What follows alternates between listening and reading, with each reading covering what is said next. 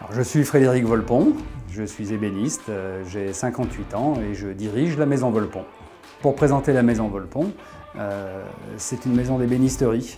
Donc on réalise des pièces uniques en mobilier, on réalise des aménagements intérieurs complets sur un niveau de prestation haut de gamme luxe. La spécificité de la Maison Volpon, dans le métier d'ébéniste, il y a un travail très particulier et très typique de l'ébéniste, c'est le travail du plaquage. Le plaquage, donc, ce sont de fines feuilles de bois qui viennent habiller les mobiliers et les aménagements intérieurs. Et aujourd'hui, on est les derniers à avoir ce qu'on appelle, nous, une cave à bois. C'est-à-dire qu'on va chercher les plus belles essences. On a plus de 10 000 m² de feuilles de plaquage en réserve, avec certains bois qui ont plus de 4000 ans. Alors l'entreprise, c'est mon grand-père, Ernest, qui l'a créée en 1946. Lui qui était ébéniste, son papa, mon arrière-grand-père, était déjà ébéniste aussi.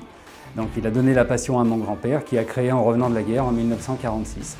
Ensuite, mon père et mon oncle sont rentrés dans l'entreprise, ont suivi le chemin et moi aussi. Voilà, c'est comme ça qu'est née la Maison Volpon. Cette envie familiale, oui, ça a été une transmission, mais qui a été, à mon avis, d'abord par le lien du métier et le plaisir du métier. Et voilà ce qui fait aujourd'hui la force de la Maison Volpon.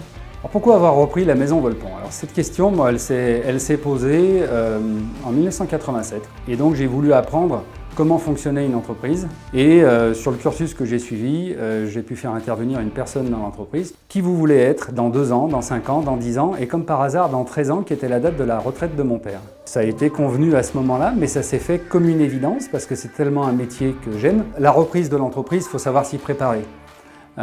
Et j'ai eu 13 ans pour m'y préparer. Et tout en restant cet ébéniste derrière l'établi, je suis allé me former pour devenir un chef d'entreprise. Et en tout cas, moi j'ai eu un père qui a été très bienveillant de ce côté-là, c'est-à-dire qu'il m'a laissé et il m'a accompagné dans le fait de prendre toutes ses clés entre les mains.